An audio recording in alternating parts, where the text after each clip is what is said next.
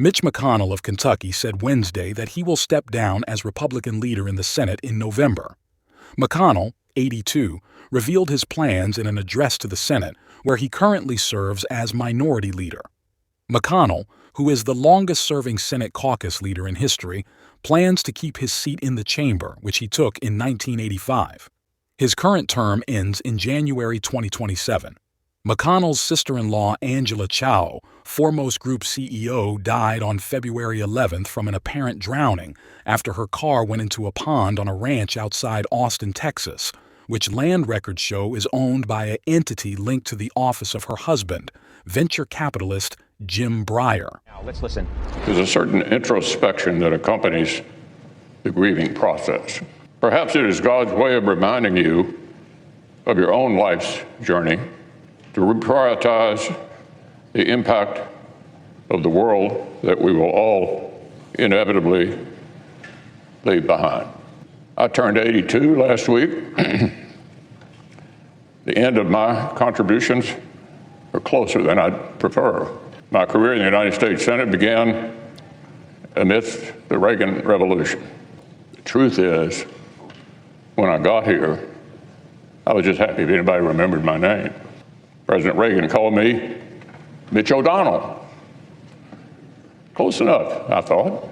My wife Elaine and I got married on President Reagan's birthday, February 6th. It's probably not the most romantic thing to admit, but Reagan meant a lot to both of us. For 31 years, Elaine has been the love of my life, and I'm eternally grateful to have her by my side. I think back to my first days in the Senate with deep appreciation for the time that helped shape my view of the world. I'm unconflicted about the good within our country and the irreplaceable role we play as the leader of the free world. It's why I worked so hard to get the national security package passed earlier this month. Believe me, I know the politics within my party at this particular moment in time. I have many faults. Misunderstanding politics is not one of them. That said, I believe more strongly than ever that America's global leadership is essential to preserving the shining city on a hill that Ronald Reagan discussed.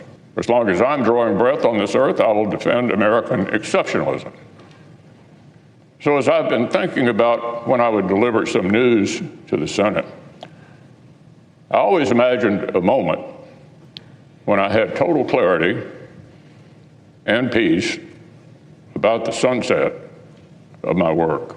A moment when I'm certain I have helped preserve the ideals I so strongly believe. That day arrived today. My goals when I was narrowly elected to the Senate back in 1984 were fairly modest. Do a good job for the people of Kentucky and convince them that by doing so they might rehire me for a second term. That was it. That was the plan.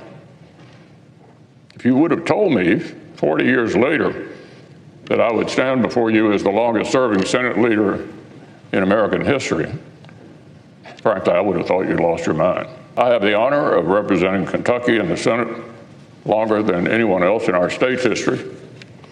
I just never could have imagined that happening when I arrived here in 1984 at 42. I'm filled with heartfelt gratitude and humility for the opportunity. But now it's 2024. I'm now 82. As Ecclesiastes tells us, to everything there is a season and a time to every purpose under heaven. To serve Kentucky in the Senate has been the honor of my life. To lead my Republican colleagues has been the highest privilege. The strained relationship between former President Donald Trump and Senate Minority Leader Mitch McConnell has been marked by derision, with Trump nicknaming McConnell the Old Crow. Their relationship hit a particularly low point during Trump's second impeachment trial, where McConnell reportedly considered voting to convict Trump for his alleged role in inciting the Capitol riot on January 6, 2021. Despite this history, recent reports suggest that there have been discussions between people close to Trump and McConnell regarding the possibility of McConnell endorsing Trump's candidacy. Additionally, McConnell has faced speculation about his health, particularly after twice freezing up and being unable to speak during news conferences last summer. Although aides have sought to downplay these incidents, they have raised concerns about McConnell's well-being.